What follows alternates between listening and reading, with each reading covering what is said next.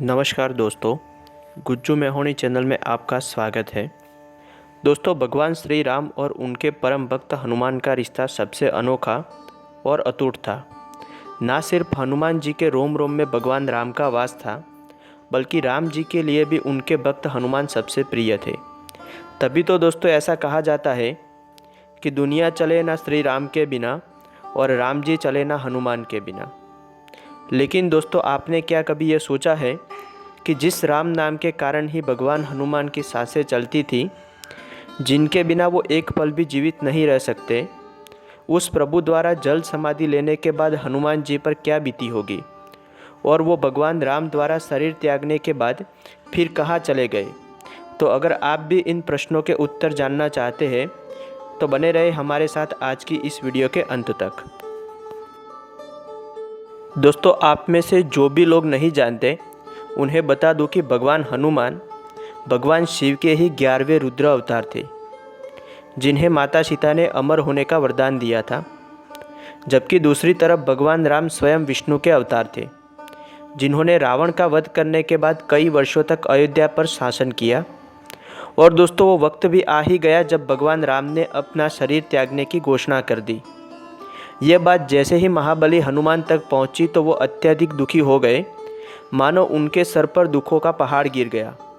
उन्हें ऐसा लग रहा था जैसे उनके सिर से माता पिता का हाथ छीनने वाला है। भगवान हनुमान को कुछ समझ नहीं आया, और वो जानते थे कि अगर भगवान राम ने देह त्यागने का निर्णय ले लिया है तो उसे कोई भी बदल नहीं सकता। ऐसे में अपनी पीड़ा लेकर हनुमान जी सीधे माता सीता के पास जा पहुँचे, और रोते हुए हनुमान ने माता सीता से कहा, हे माता, मुझे आपने अजय अमर होने का वरदान तो दे दिया, लेकिन एक बात बताए कि जब मेरे प्रभु राम ही धरती पर नहीं होंगे तो यहाँ रहकर मैं क्या करूँगा। अतः कृपा करके आप मुझे दिया हुआ अमरता का वरदान वापस ले ले। दोस्तों, माता सीता ने हनुमान जी को समझाने की बहुत कोशिश की, लेकिन वो वरदान वापस करने की जिद पर अड़े रहे। फिर माता सीता को श्री राम का ध्यान आया, जिसके बाद भगवान राम खुद ही वहाँ प्रकट हो गए। इसके बाद श्री राम ने विलाप करते हुए अपने भक्त हनुमान को गले लगा लिया और कहा, हनुमान, मुझे पता था कि तुम सीता के पास जाकर अपने वरदान वापस लेने की जिद जरूर करोगे। देखो, धरती पर आने वाला हर प्राणी, चाहे वो संत हो या फिर देवता, कोई भी अमर नहीं है, और तुमको तो वरदान मिला है, इसलिए इस वरदान का प्रयोग अच्छे कर्मों में करो। एक समय ऐसा आएगा जब धरती पर कोई भी देव अवतार नहीं होगा, और उस समय जब धरती पर और कोई नहीं होगा तो राम नाम लेने वालों का बेड़ा तुम्हें ही पारित करना है। उस समय पापी लोगों की संख्या अधिक होगी और उसी युग को कलयुग के नाम से जाना जाएगा। तब राम के भक्तों का उद्धार मेरा हनुमान ही तो करेगा, और यही कारण है कि हनुमान तुम्हें अमरता का वरदान दिया गया है।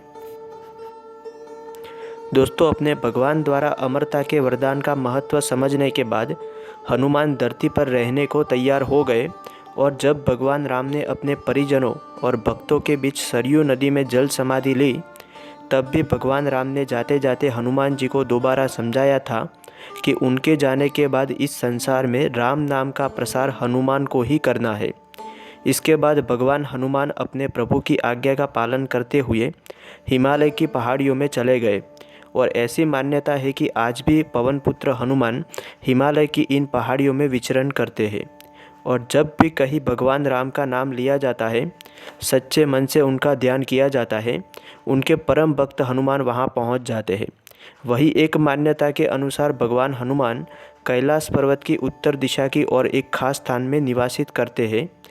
उनके निवास स्थान का वर्णन हमें कई धर्म ग्रंथों में मिलता है, और कईयों के मुताबिक तो वो गंधमादन पर्वत पर भी अभी निवास करते हैं। तो दोस्तों, आपको क्या लगता है, क्या हनुमान जी आज भी हिमालय में ही कहीं रहते हैं? नीचे कमेंट्स में लिखकर अपनी राय हमें ज़रूर बताएं, और ऐसे ही नए वीडियोस के लिए जुड़े रहे हमारे चैनल गुज्जू मेहोनी में।